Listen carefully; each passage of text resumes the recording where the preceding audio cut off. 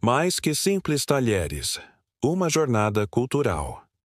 Hoje, usar um garfo e uma colher à mesa é um ato tão trivial que raramente paramos para pensar em sua história. Esses utensílios, que consideramos básicos e indispensáveis, nem sempre fizeram parte da culinária humana. Na verdade, sua jornada até a aceitação universal foi longa e, por vezes, surpreendente, repleta de resistência, superstição e mudanças culturais. A colher, embora antiga e mais prontamente aceita, e o garfo, que por um tempo foi considerado satânico ou desnecessário, contam uma fascinante história de evolução social e de como até os objetos mais simples podem refletir complexas dinâmicas de poder, etiqueta e religião. Este roteiro desvendará a trajetória desses humildes, mas poderosos instrumentos à mesa, desde suas origens até o seu papel central na gastronomia contemporânea. A colher. Uma companheira humana. Desde os primórdios. A colher é, sem dúvida, o mais antigo dos dois utensílios, com raízes que se perdem na pré-história. Origens naturais. As primeiras colheres eram provavelmente conchas, pedaços de madeira oca, chifres de animais ou mesmo folhas grandes, usadas para transportar líquidos ou alimentos semissólidos. Evidências antigas. Há registros de colheres rudimentares de madeira e ossos desde o período paleolítico. Civilizações antigas, como os egípcios e os romanos, já utilizavam colheres feitas de materiais como marfim, bronze, prata e até mesmo ouro para fins rituais e práticos. Funcionalidade inquestionável. A aceitação da colher foi relativamente rápida e universal devido à sua funcionalidade inata. Para consumir sopas, caldos, mingaus ou outros alimentos líquidos e moles, a colher era a solução mais prática e higiênica, superando o uso das mãos ou de pedaços de pão. Símbolo de status. Ao longo da história, colheres mais elaboradas e feitas de metais preciosos se tornaram símbolos de status social e riqueza, especialmente durante a Idade Média e o Renascimento. O garfo, uma invenção controvertida e diabólica. Em contraste com a colher, a história do garfo é marcada por uma longa e, por vezes, estranha resistência cultural. Antecedentes antigos. Embora os primeiros garfos parecidos com os atuais tenham surgido na Idade Média, a ideia de um instrumento pontiagudo para manusear alimentos não era totalmente nova. Há indícios de utensílios de 2 ou 3 dentes na Roma Antiga e no Império Bizantino, usados principalmente para servir, não para comer diretamente, como trinchantes ou para retirar alimentos de potes quentes. A chegada à Europa Ocidental, século XI. O garfo moderno com 2 dentes teria chegado à Europa Ocidental por volta do século XI, trazido do Império Bizantino por uma princesa bizantina que se casou com o Dux de Veneza. A nobreza veneziana adotou o garfo para comer frutas e doces, evitando sujar as mãos. A ferramenta do diabo.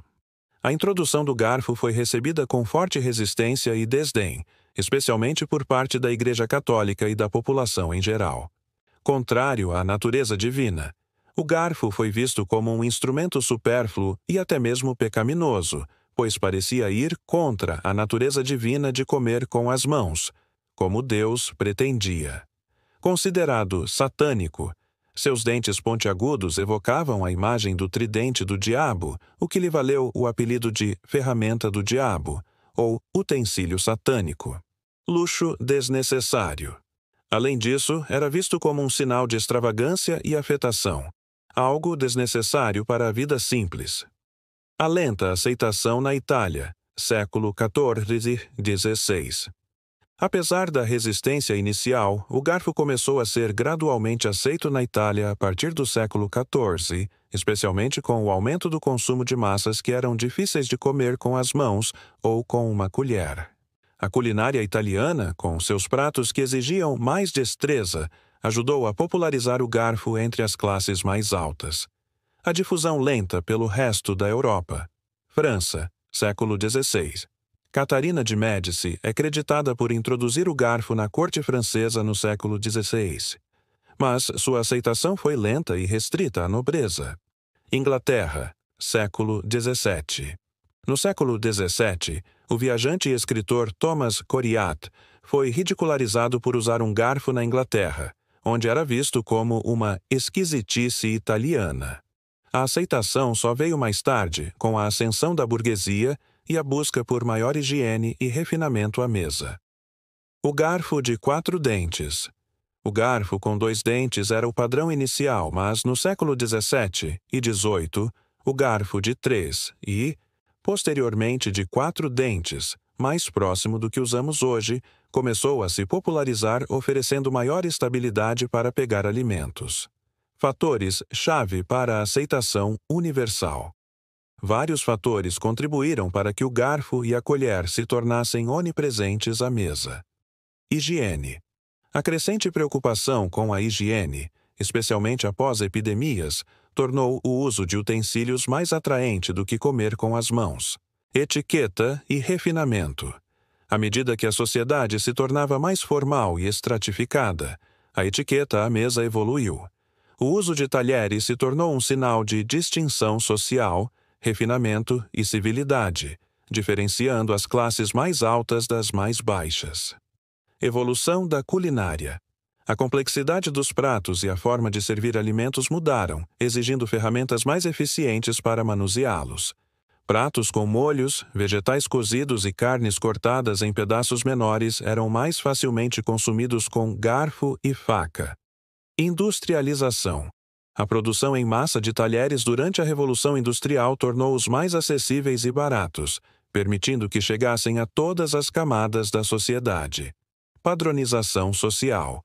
Com o tempo, o uso de garfo e colher se tornou a norma social, ensinada desde a infância e esperada em qualquer refeição formal ou informal. O trio essencial: garfo, faca e colher. A partir do século XVIII e XIX, o conjunto de garfo, faca e colher tornou-se o padrão para a mesa ocidental.